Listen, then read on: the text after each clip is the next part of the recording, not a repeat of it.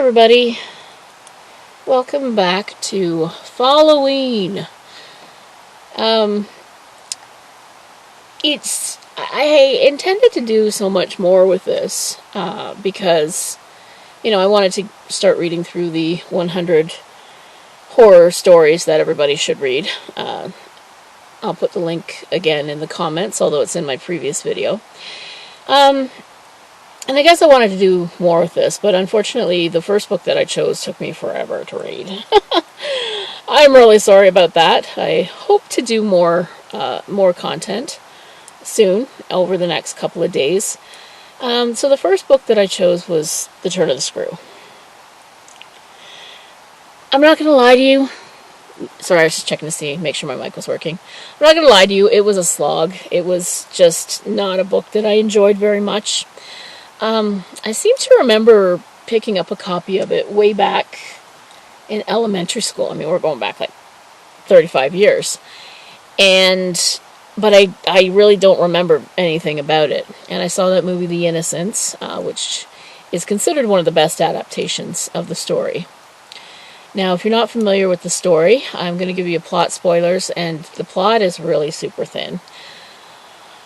It was published in 1898 by author Henry James in a serial newspaper format, which actually does explain some of why it is why the tone of it and the pacing of it is so dense. It's meant to be read in chunks every week, I guess. So, the plot starts with a bunch of people at some kind of gathering or dinner party, and they're trying to while away the time, and one of them says, "Hey, I've got a story," and he claims to have a manuscript written by a governess who's now dead.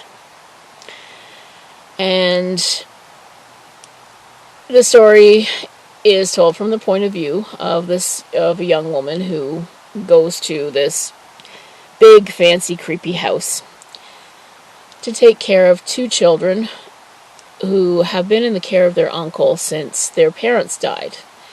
It's never really stated how they die, some kind of mysterious accident. And the uncle is away, and he doesn't want to have anything to do with the kids. And he says, don't contact me unless it's an emergency kind of thing. So the governess goes and it's her job to take care of the kids. And there's a housekeeper on the premises, and they become friends. And they spend a lot of time talking. And talking. And walking around. And talking. And the governess starts seeing this man around the property. And it turns out that he's the ghost of a guy who used to work there. And there's another person that she starts seeing around the property, this woman in black. And it turns out that she's the ghost of the governess who used to work there. So, some more weird things happen. And the boy, we find out, was kicked out of school, but it's never really stated why. I guess that's kind of left to be up to your imagination. And so things kind of get weirder and weirder. So she decides to send the little girl away. And she writes a letter, and she doesn't get around to sending it, and Miles steals it. Then the governess takes the little girl, whose name is Flora. She takes her away, and then not the governess takes Flora away. The housekeeper takes Flora away. And then the governess sits and talks to Miles for a while, and then somehow he dies. It's really, really confusing as to how and why he dies. He's just suddenly dead in her arms. I don't know if he killed her, or if she killed him. I don't know if, his heart stops or whatever. So, yeah, it's... Like I said, I really didn't enjoy it. I found it just really dense and boring and not a fun read. But I will give it 3 stars, and you're probably wondering why, out of 5. Because I do understand and sort of give it its place in horror history. I think that it's something to understand the context of, why the Victorians loved horror stories, why Henry James was an important writer for all of the work that he put out. I think it's also important to understand the way that stories were published back in the day, and it's also a good example of the unreliable narrator.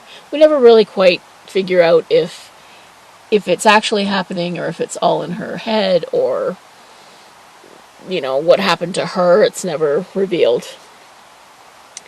So I will give it that. The other thing that really irritated me is the framing device in general. Now, I'm not a big fan of framing devices because I think that they pull you out of the story, and they're particularly irritating if we never refer back to them. So you take a framing device like, say, Stephen King's The Breathing Method, where the premise is this guy goes to a club where they like to sit around and tell stories, and the breathing method is one of those stories. And then at the end of it, we see that the club is maybe not what it appears to be. So it references back. Whereas this gathering at the beginning of the story, we never hear from them again. So it doesn't seem to have much point. So again, I'm not a big fan of a lot of stories that kind of came out before about 1940 or so. Anything that's pre-modern is just like... So I will give it its place in horror history, and I will give it its example of the unreliable narrator. But I just was not a fan of The Turn of the Screw. Now I am starting to watch The Haunting of Bly Manor, kind of enjoying it, and I am enjoying that the director writers, they took the best elements of it, which is like the creepy atmosphere and the sort of unreliability. You can't quite tell if what's going on is real or imagined or some combination of the two. So I am, and also they cast the young actor who plays Miles is really, really well cast because he is super creepy. So I will give the show that. But yeah, the book, snooze fest, did not enjoy it. Will not probably be reading it again. So I do hope that you appreciate this. If you like the book, tell me why. Please, down in the comments, like, share, subscribe. And I hope you have a great day, and I hope you are reading lots of horror this Halloween. Thank you.